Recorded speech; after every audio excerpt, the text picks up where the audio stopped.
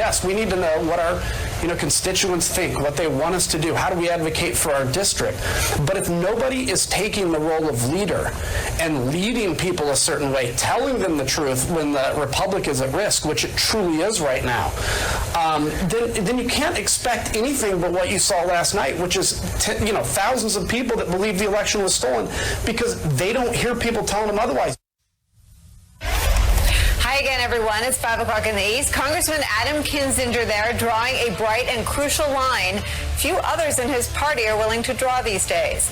But there is, in fact, a difference between telling the truth and leading and feeding your constituents lies to satiate the rage you helped create. The big lie of a stolen election has metastasized now since the former president's sizable and verifiable loss, perpetuated by Republicans in both rhetoric and action.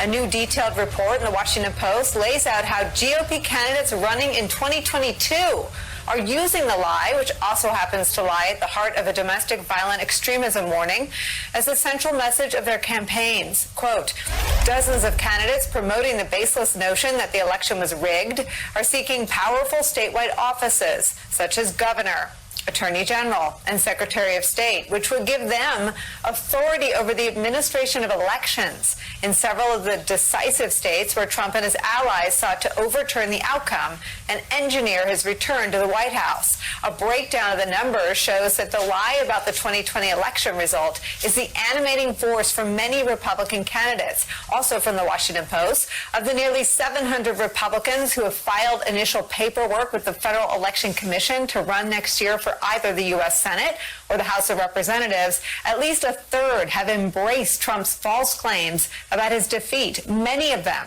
136 of them, voted against the certification of the Electoral College on January 6. And on a state level, of the nearly 600 state lawmakers who publicly embraced Trump's false claims, about 500 face re-election this year or next.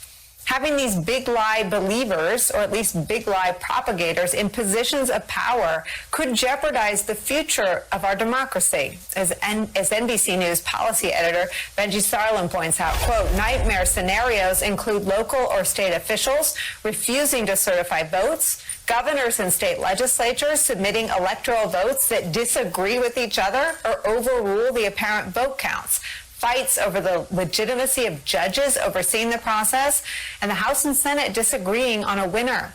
A chaotic transition could create an opening for further violence, either from extremists attempting to disrupt the process again or mass unrest if the winner is viewed as illegitimate. Those worries come as we find out even more about the former president's efforts to overturn the 2020 result. The Arizona Republic reveals a pressure campaign against election officials in Maricopa County.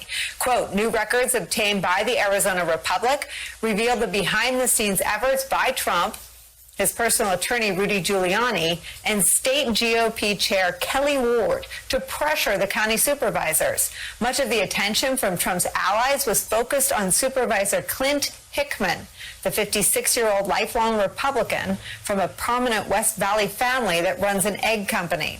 On November 13th, hours after a late evening ballot update from Maricopa County clinched Biden's victory in Arizona, Ward delivered a missive to Hickman, quote, POTUS will probably be calling you. Hickman ultimately ignored two calls from the White House, telling the Arizona Republic, quote, he presumed Trump would try to pressure him to change the election results or outline election conspiracies, just as he had done to Georgia officials. The serious consequences for our democracy posed by the big lie is where we start this hour.